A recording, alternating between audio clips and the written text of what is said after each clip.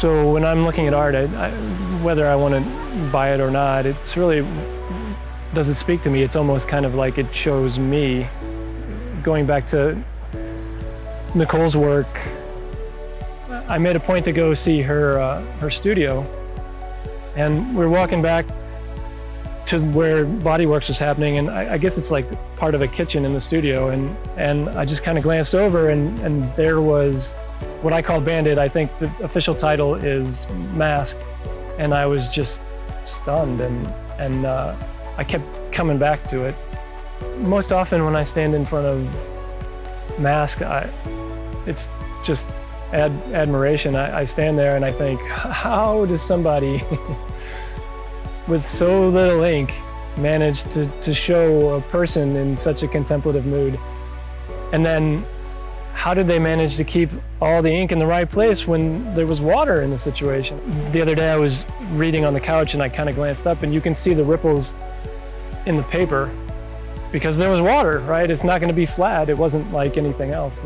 And I suppose there's also some pride there that I managed to find that and bring it home and put it on my wall, and it's there every day.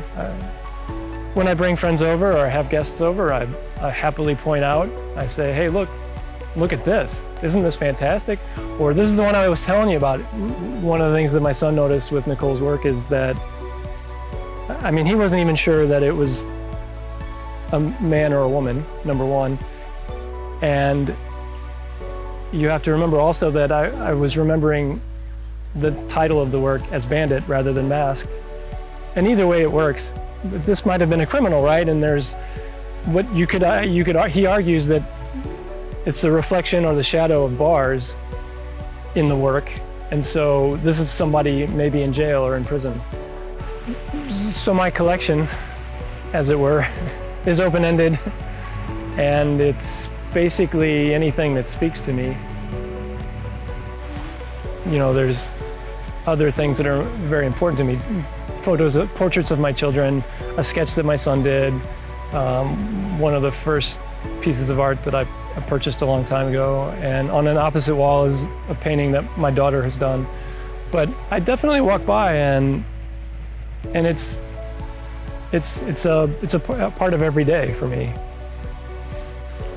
Masked, I mean, I think that was a situation where it absolutely chose me. I walked by it and I couldn't walk by it. I had to stop and return to it.